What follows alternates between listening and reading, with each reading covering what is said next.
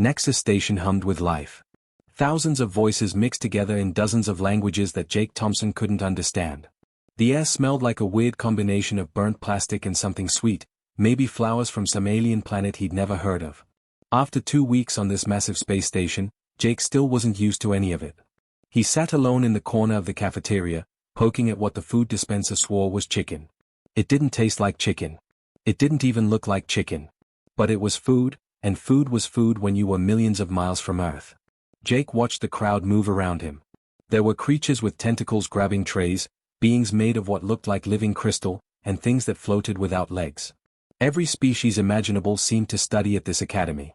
And somehow, Earth had managed to get a few humans accepted into the program. The cafeteria was huge, maybe the size of 3 football fields. Tables stretched in every direction, filled with students from across the galaxy. Some ate alone. Others gathered in groups, their species sticking together like invisible walls kept them apart. Jake noticed the pattern on his first day. The strong stayed with the strong. The weak tried to stay invisible. That's exactly what Jake had been doing. Staying invisible. Keeping quiet. Getting through each day without drawing attention to himself. Back home, his grandmother used to tell him stories about standing up for what's right. But this wasn't home. This was a place where one wrong move could get you hurt by creatures that could tear through steel. The noise in the cafeteria suddenly dropped.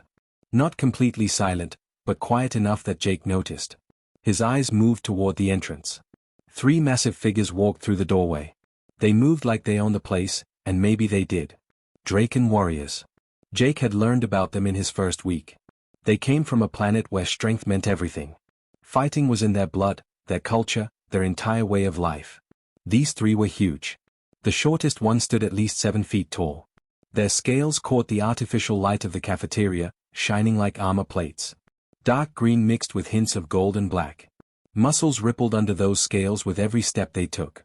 Their eyes were yellow with thin black slits, constantly scanning the room like predators looking for prey. The lead Draken was named Vorg. Jake had heard the name whispered in hallways. Vorg was trouble. The kind of trouble that sent weaker species running in the opposite direction. Students moved out of their way. Some quickly grabbed their trays and left. Others kept their heads down, suddenly very interested in their food. Nobody wanted to be noticed by these 3. Jake's eyes drifted across the cafeteria to a small figure trying to weave through the crowd. She had light blue skin that seemed to glow softly, almost like moonlight on water. Her features were delicate, crystalline, catching the light at odd angles. She was tiny compared to most species here, maybe 5 feet tall at most. Her name was Lyra. Jake didn't know much about her except that she was Velian, and the Velians were known for being smart but fragile. She always sat alone at a table near the windows, eating quickly and leaving before most students finished their meals. Today, she carried her tray carefully, her large prismatic eyes focused on finding an empty spot. She didn't see the Draken warriors until it was too late. Vorg spotted her. A grin spread across his face, showing rows of sharp teeth. He said something to his 2 friends, and they laughed. The sound was loud and cruel, cutting through the remaining cafeteria noise. Jake's stomach tightened. He knew that laugh. It was the same laugh bullies made back on Earth, right before they did something terrible. The language was different, the species was different, but cruelty sounded the same everywhere in the universe. Lyra tried to move past them. She kept her eyes down, her shoulders hunched, trying to make herself even smaller than she already was. But Vorg stepped into her path. His shadow fell over her like a dark cloud. The cafeteria went completely silent now. Everyone watched. Some students pulled out their devices, probably recording. Others just stared. Nobody moved to help. Vorg said something in a language Jake didn't understand. But the tone was clear. Mocking. Mean. The kind of voice that enjoyed causing pain. Then Vorg's massive hand shot out, faster than something that big should move. He slapped the tray from Lyra's hands. The sound of it hitting the floor echoed through the silent cafeteria. Food splattered everywhere, sauce spreading across the clean floor in dark puddles. Lyra stood frozen, staring at her ruined meal. Her hands trembled at her sides. Vorg leaned down, bringing his face close to hers. When he spoke, his voice was loud enough for everyone to hear. You want to eat? Then get on your knees and eat like the insect you are. The words were in Standard Galactic, the common language everyone learned. Jake understood every word. His hands clenched into fists under the table. Around him, dozens of students looked away. They suddenly found their own food very interesting. Nobody met anyone else's eyes. Nobody stood up. Nobody said a word. Lyra's shoulders shook. Slowly, she began to kneel down, her crystalline fingers reaching toward the food on the floor. Jake felt something hot and angry rise in his chest. His grandmother's voice echoed in his head, clear as if she was sitting right next to him. Jake Thompson, you stand up for those who can't stand up for themselves. That's what good people do. He set down his fork. The metallic sound seemed loud in the quiet cafeteria. Then Jake stood up. Jake didn't rush over that day in the cafeteria. He stood up, watched for a moment, then slowly sat back down. His heart pounded in his chest like a drum. Part of him wanted to charge over there and help Lyra. But another part, the smart part, knew that running in without a plan was stupid. So instead, he watched. And he kept watching for the next 3 days. The pattern became clear fast. Every single meal, like clockwork, Vorg and his 2 Draken friends would find Lyra. It didn't matter if she came early or late. It didn't matter if she tried hiding in different corners of the cafeteria. They always found her. On the second day, Jake watched them dump her food again. This time they waited until she'd taken a few bites, then knocked the tray from her hands while she was mid-chew. The food hit the floor, and Vorg laughed like it was the funniest thing he'd ever seen. Lyra didn't cry. She just stood there, her blue skin seeming to dim a little, like a light slowly going out. Then she bent down, cleaned up the mess with napkins, and walked away without eating. The third day was worse.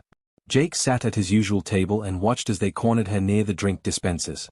Vorg grabbed her by the arm, his massive hand wrapping completely around her thin limb. He lifted her off the ground like she weighed nothing and held her there while his friends laughed. Then he shoved her. Not hard enough to seriously hurt her, but enough to send her stumbling backward into the wall. Her head hit the metal with a dull thud that Jake heard from across the room. And just like the first day, nobody did anything. Students recorded it on their devices. Some laughed. Most just looked away and kept eating like nothing was happening at all. Jake felt sick. This wasn't just bullying. This was torture. Systematic, daily torture designed to break someone's spirit piece by piece. That evening, Jake skipped dinner. Instead, he went to the station's library. The building was quiet, filled with rows of data terminals and old-fashioned books from different worlds. He found an empty terminal in the back corner and started searching. Draken culture, he typed into the search bar. The results filled his screen. Pages and pages of information. Jake started reading, his eyes scanning through article after article. The Draken came from a planet called Drax Prime, a world where only the strong survived. Their entire society was built on combat, strength, and dominance. But there was more to it than just being bullies. They had rules. Codes of honor that went back thousands of years.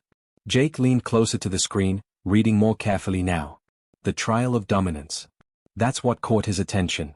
According to Draken law, any challenge to a warrior's honor had to be answered. If someone called them out publicly, questioned their strength or courage, the Draken had only 2 choices. Accept the challenge and fight, or refuse and be exiled from their society forever.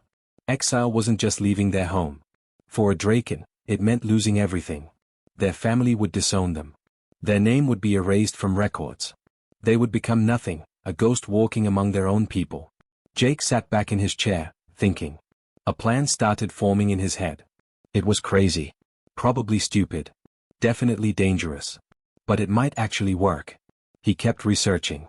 The next article talked about how Draken warriors were trained from childhood to fight in close combat.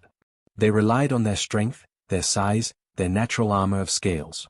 They were built like tanks, designed to overpower opponents with pure force. But they had weaknesses too. Jake found a biological study that explained Draken physiology. They were incredibly strong, yes, but their bodies burned energy fast. Quick, explosive power, but terrible endurance. A fight that lasted more than a few minutes would exhaust them. Humans were different. Back on Earth, Jake's biology teacher had explained how humans evolved as persistence hunters. Ancient humans would chase animals for hours, sometimes days, until the prey literally dropped from exhaustion. No other species on Earth could match human endurance. Jake pulled up videos next. Fighting techniques from Earth. Boxing. Wrestling. Mixed martial arts. Judo. Brazilian Jiu-Jitsu. He watched for hours, studying how smaller fighters beat bigger opponents. Leverage. Technique. Speed. Endurance. The Draken had never fought humans before. Earth was too new to galactic politics, too far away from this sector of space. Most alien species thought humans were boring. Average in every way. Not particularly strong, not particularly fast, not particularly smart. That was humanity's advantage. Being underestimated. Jake found one more piece of information before he left the library. The Draken had to answer challenges in front of witnesses. The more people watching, the more binding the challenge became. If Vorg refused in front of the entire cafeteria, his dishonor would spread across the station within hours. On the fourth day, Jake went looking for Lyra. He found her in an empty corridor between classes, sitting on the floor with her back against the wall. Her blue skin looked pale, almost gray. She had her arms wrapped around her knees, making herself as small as possible. Jake approached slowly, not wanting to scare her. "Hey," he said softly. She looked up with those large prismatic eyes, surprised. "You should not be seen with me," she whispered. "They will hurt you too." "Let me worry about that." Jake pulled a protein bar from his pocket and held it out. "You need to eat something." Lyra stared at the bar like it might be a trick. "Why would you help me? Your species has no alliance with mine." Jake shrugged and sat down next to her. "Where I come from, we have a saying. Not on my watch. It means I'm not going to sit around and watch bad things happen if I can do something about it." "You cannot stop them," Lyra said, her voice barely above a whisper. "No one can. They are too strong." Jake looked at her for a long moment. Then he smiled. "Want a bet?" The cafeteria was absolutely packed that day. It seemed like every student on Nexus Station had decided to show up at the exact same time. The noise was deafening, hundreds of conversations in dozens of languages all mixing together into one chaotic sound. Jake sat at his usual corner table, but today he wasn't eating. His tray sat untouched in front of him. His eyes were locked on the beverage dispensers across the room, watching and waiting. Lyra appeared right on schedule. She moved through the crowd like a ghost, trying to stay invisible. Her tray held some kind of blue soup and what looked like bread, though Jake couldn't be sure. Alien food still confused him most days. Then Vorg and his two friends entered. Thrak was the biggest, built like a mountain with darker scales. Mola was leaner but just as tall, with a scar running down the left side of his face. And Vorg, the leader, walked in the middle with that same arrogant swagger Jake had watched for days. They spotted Lyra immediately. Of course they did. They always did. Jake watched as Vorg changed direction, heading straight for her. The other Draken followed, grinning with those sharp teeth that could probably bite through metal. Students near them started moving away, creating a circle of empty space. Lyra saw them coming. Jake could see her entire body tense up. She tried to turn away, tried to find an escape route through the crowd. But there were too many people, too many bodies blocking her path. Vorg reached her before she could get away. His massive hand shot out and grabbed her tray, lifting it high above her head. Way above her head. So high that even if Lyra jumped, she couldn't possibly reach it. "Jump for it, little crystal," Vorg said in standard Galactic, his voice booming across the cafeteria. "Maybe if you jump high enough, I'll let you eat today." Lyra stood frozen for a moment. Then, humiliatingly, she jumped. Her small body left the ground maybe 6 inches. Nowhere close to reaching her food. Vorg and his friends laughed. That awful, cruel laugh that Jake had heard too many times. Around them, other students pulled out their devices and started recording. Jake could see the little lights blinking, could imagine those videos already being shared across the station's network. Some students laughed along with the Draken. Others looked uncomfortable but didn't move. Most just watched like it was entertainment, like this was some kind of show put on for their amusement. Lyra jumped again. And again. Each time falling short. Each time looking smaller and more defeated. Jake's hands gripped the edge of his table. His grandmother's voice filled his head again. Her words from when he was just a kid, sitting on her porch back in Texas. "There comes a time when you have to decide what kind of person you're gonna be. Someone who watches, or someone who acts." He stood up. His chair scraped against the floor, but nobody noticed. The whole cafeteria was focused on Lyra's humiliation. Jake started walking. His heart pounded so hard he could hear it in his ears. His hands were steady though. Weird how that worked. Inside, he felt like he might throw up from nerves. Outside, he looked calm. He pushed through the crowd. Students moved out of his way without really looking at him. Just another face in the sea of species. Just another nobody. The circle around Vorg and Lyra opened up in front of him. Jake stepped through. "Hey," he called out. One word. Simple. But the effect was instant. The cafeteria didn't gradually get quiet this time. It went silent like someone had hit a mute button. Hundreds of conversations cut off mid-sentence. Even the background noise from the kitchen seemed to stop. Vorg turned slowly, still holding Lyra's tray above his head. His yellow eyes found Jake, and confusion crossed his face for just a second. Then amusement took over.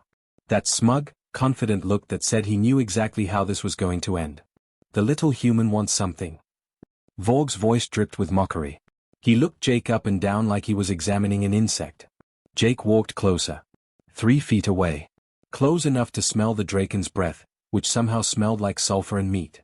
Close enough to see every scale on his face, every sharp tooth in that grin. He pulled his water bottle from his pocket.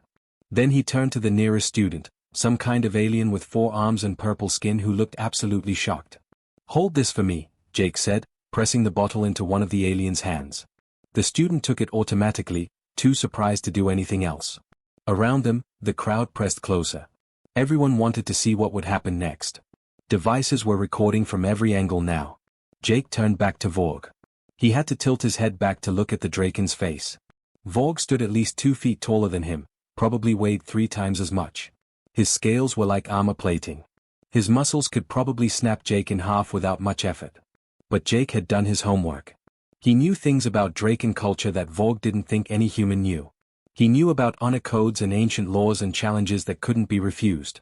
Most importantly, he knew that sometimes the biggest mistake people make is thinking size is the only thing that matters in a fight.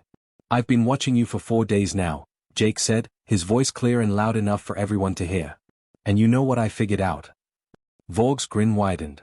"What did you figure out, little human?" "You're not a warrior," Jake said. "You're just a scared little coward playing dress-up in warrior scales." The cafeteria gasped. Actually gasped, like air being sucked out of the room all at once. Vorg's grin vanished.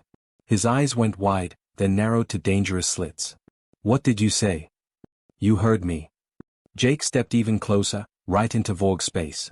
"You pick on someone a third your size because you're terrified. Terrified that if you actually face someone who'd fight back, everyone would see the truth. That you're a fake." Vorg moved fast. Faster than something that big should be able to move. His massive hand came down in a shove aimed at Jake's chest, meant to send him flying across the cafeteria. But Jake had spent 3 nights watching fight videos from Earth. Brazilian Jiu-Jitsu, Judo, Aikido. He'd studied how smaller fighters used an opponent's momentum against them. He sidestepped. Quick. Simple. Vorg's hand missed by inches. Then Jake moved. He grabbed Vorg's extended arm, pivoted his whole body, and swept his leg low and hard. 350 pounds of Draken warrior crashed into a cafeteria table. The sound was like thunder. The table collapsed under the weight. The entire cafeteria erupted. Shouts, screams, gasps. Some students jumped back. Others pushed forward to see better. Jake's voice cut through the chaos, clear and strong. "Draken trial of dominance.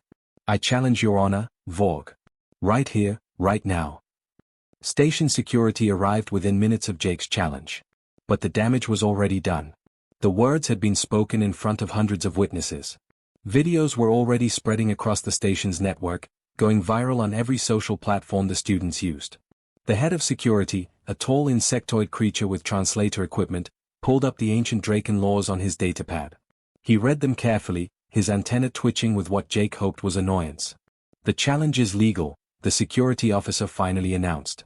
"It must be answered within 24 hours in the station arena, or the challenged party accepts permanent dishonor." Vorg had climbed to his feet, his face twisted with rage. But he couldn't back down now. Not in front of everyone. Not with the videos already out there. "I accept," Vorg growled. "Tomorrow. The arena. I will break every bone in your pathetic human body." Jake's stomach dropped, but he kept his face calm. Looking forward to it. That night, Jake barely slept. He lay in his small dorm room, staring at the ceiling, wondering if he'd just made the biggest mistake of his life.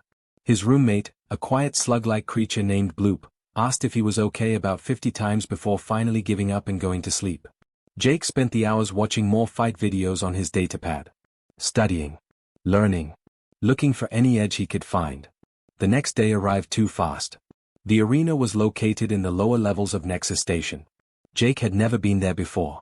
As he walked through the entrance tunnel, his legs felt like rubber.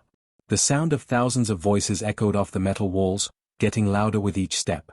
Then he stepped out onto the combat floor, and the noise hit him like a physical wave. The arena was massive. A perfect circle about the size of a basketball court, with smooth metal flooring. An energy barrier hummed around the edges, creating an invisible wall that would keep the fight contained. Above, rising up in every direction, were viewing decks packed with students. Thousands of them. Maybe tens of thousands. Every species imaginable, all here to watch a human get destroyed by a Draken warrior. Jake's mouth went dry. His hands started shaking. This was really happening. This was actually, really happening. He walked to the center of the arena. The floor was cold under his feet. He'd been told to wear the standard arena clothes, a simple gray outfit that wouldn't tear easily. Looking down at himself, Jake felt small. Weak. Completely unprepared. Across the arena, a gate opened. Vogue stepped through. The crowd erupted in cheers. Mostly from Draken students, but others joined in too. Vogue's scales gleamed under the harsh arena lights like polished emeralds. He looked even bigger down here than he had in the cafeteria. His muscles rippled with each step. His claws scraped against the metal floor. Behind him came Thrak and Mola, his two friends. They were shouting encouragement, their voices booming across the arena. The Draken section of the crowd picked up the chant, creating a wall of sound. Jake looked up at the viewing decks, searching for a friendly face. Finally, he found her. Lyra stood in the front row, her small frame pressed against the barrier. Her crystalline features caught the light, making her seem to glow. She wasn't cheering. She just watched, her large eyes filled with worry. One supporter. That's all Jake had. One person in this entire arena who wanted him to win. The station's AI voice boomed across the arena, cold and mechanical. Trial of dominance between Vogue of Drax Prime and Jake Thompson of Earth. Victory is achieved by submission, unconsciousness, or death. Lethal force is permitted under Draken law. Do both parties accept these terms? I accept, Vogue roared, and the crowd cheered louder. Jake's voice came out quieter than he wanted. I accept. Fighters, approach the center. Jake walked forward. Vogue did the same. They met in the middle of the arena, standing face to chest. Jake had to crane his neck back just to see Vogue's face. Up close, Vogue was even more terrifying. His breath smelled like raw meat. His teeth could probably bite through steel. Each of his hands was bigger than Jake's head. I'm going to enjoy this, human, Vogue whispered, quiet enough that only Jake could hear. I'm going to make it last. Make you scream. Jake swallowed hard. His heart hammered against his ribs. But he met Vogue's eyes and didn't look away. Give it your best shot, Jake said. The AI voice counted down. Combat begins in 3, 2, 1. Vogue charged. The Draken moved like a freight train, closing the distance between them in a heartbeat. His fist came up, aimed at Jake's head with enough force to probably kill him if it connected. Jake dodged. He'd spent hours watching videos, studying how professional fighters moved. He'd learned that the first rule of fighting someone bigger was simple: don't be there when they swing. Vogue's fist whistled past Jake's ear, missing by inches. The momentum carried the Draken forward, making him stumble slightly. Jake darted to the side, keeping his movements quick and controlled. His heart raced, but his mind was surprisingly clear. All those videos, all that studying, it was like his body knew what to do. Vogue turned and charged again. Another massive swing, this time a backhand that could probably knock Jake's head clean off his shoulders. Jake ducked under it. The crowd's noise changed pitch, surprise mixing with the cheers. Stand still, coward. Vogue roared. But standing still was exactly what Jake wouldn't do. That was the whole plan. Humans weren't stronger than Draken. They weren't faster in a sprint. But humans could keep going. Humans could run prey to exhaustion, could outlast almost anything on Earth. Vogue charged again and again. Each time, Jake dodged. Sometimes by inches. Once, claws scraped across his shoulder, drawing blood and sending pain shooting down his arm. But he kept moving. 5 minutes passed. Then 10. Vogue's charges were getting slower. His swings less precise. Jake could hear the Draken's breathing now, heavy and labored. Those muscles that looked so impressive burned through energy like fire through paper. Jake started countering. Quick jabs when he saw openings. Kicks to Vogue's knees, trying to damage the joints. Nothing powerful enough to stop the Draken, but enough to hurt. Enough to add up. 15 minutes in, Vogue was breathing like he'd run a marathon. Sweat poured down his scales. His movements had gone from explosive to sluggish. Jake was tired too. His legs burned. His lungs screamed. But he could keep going. He could always keep going. That's what humans did best. Vorg lunged one more time, desperation replacing strategy. Jake saw his opening. The Draken was exhausted, sloppy, his guard completely down. Jake ducked under Vorg's arms and got behind him. His arms wrapped around the Draken's thick neck, locking into position. It was a move he'd watched dozens of times in those Brazilian jiu-jitsu videos. A rear naked choke. Simple. Effective. Deadly if held long enough. Vorg's hands came up, trying to pry Jake's arms away. But Jake held on with everything he had left. His muscles screamed. His arms felt like they might snap. But he didn't let go. Tap out, Jake hissed into Vorg's ear. Just tap out.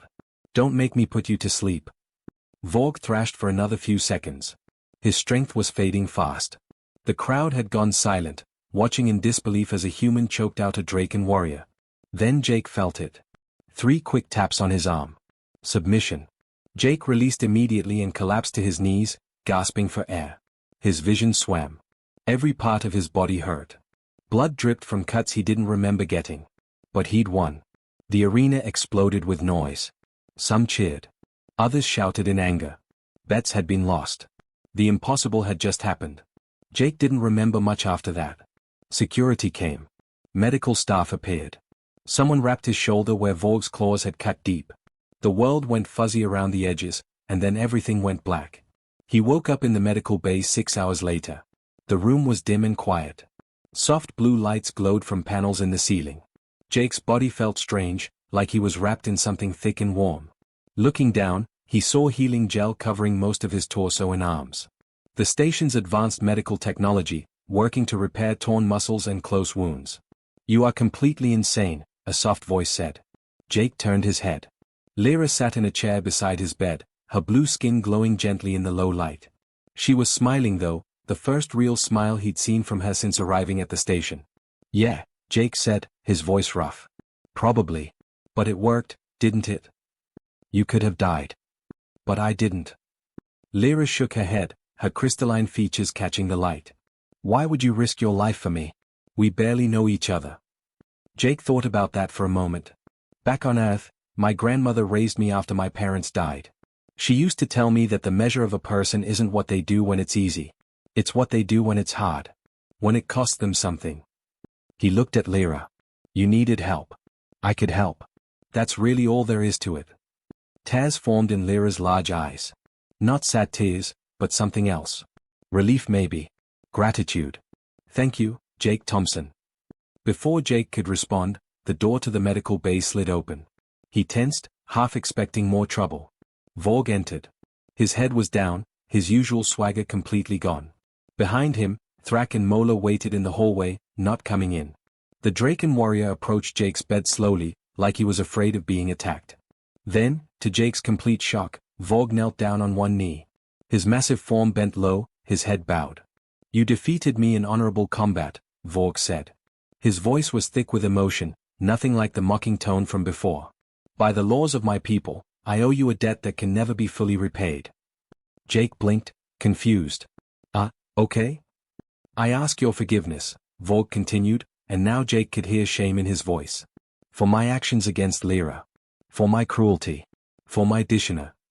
Lyra's hand found Jake's, squeezing gently. Jake looked at the massive warrior kneeling beside his bed. Part of him wanted to stay angry. To tell Vorg exactly what he thought of Bullies.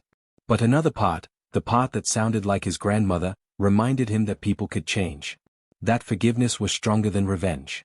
Okay, Jake said finally. I forgive you. Just, don't do it again. To anyone. Vorg looked up, surprise clear on his scaled face. More than that. I swear on my clan's honor, no one will harm Lyra while I breathe. She is under my protection now. Any who threaten her threaten me. The next few weeks were strange. The video of the fight had spread everywhere. Not just across Nexus Station, but through 17 different star systems. Students Jake had never met knew his name. Some congratulated him. Others challenged him. A few just stared. But the biggest change was in the cafeteria. The old invisible walls between species started crumbling. Students who'd been bullied before began sitting together. Different species mixing at tables that used to be segregated. And in the center of it all, somehow, was Jake's group. Lyra sat at the head of their table now, her voice no longer quiet. She laughed, told stories about her home planet, helped other students with their homework. Vorg sat nearby, true to his word about protecting her. The massive Draken had become an unlikely guardian. Other humans had heard about Jake too. 2 weeks after the fight, a girl named Beth arrived from Earth, specifically requesting placement on Nexus Station. She wanted to study at the place where a human had stood up to the galaxy's warriors and won. One afternoon, about a month after the fight, Jake sat in the cafeteria with his strange collection of friends. Lyra was explaining some complicated math problem to Beth. Vorg was arm wrestling with Pip, a six-legged engineer who joined their group last week. A dozen other students sat around them, all different species, all chatting like old friends. Then Jake saw it happen. A new student, small and timid-looking with gray fur and large ears, got shoved by an upperclassman. The kid's tray tilted, food starting to spill. Before Jake could even stand up, Vorg was on his feet. His voice boomed across the cafeteria, freezing everyone in place. "Touch him again, and you answer to me." The upperclassman went pale. Or whatever color his species went when scared. He backed away quickly, hands raised in surrender. Vorg helped the new student pick up his tray, guided him to their table, and made room for him to sit. Jake smiled and took a sip of his water. Beth leaned over, grinning. "Looks like you started something." "Yeah," Jake agreed, watching as more students approached their table, looking for a place where species didn't matter. Where strength meant standing up for others instead of pushing them down. "I guess I did." Lyra's voice chimed in, soft but happy. "Your species has a strange way of making friends." "We call it doing the right thing," Jake said. "Pretty simple, really." Beth raised her cup. "To humanity. Too stubborn to know when we're outmatched. Too decent to walk away when someone needs help." Jake clinked his cup against hers, then against Lyra's, then against Vorg's massive mug. Across the cafeteria, students watched their table. The message spread without words. Nexus Station was changing. The old rules didn't apply anymore. And it all started because one human decided that compassion wasn't weakness. That standing up for someone who couldn't stand up for themselves was worth any risk. Jake's grandmother would have been proud.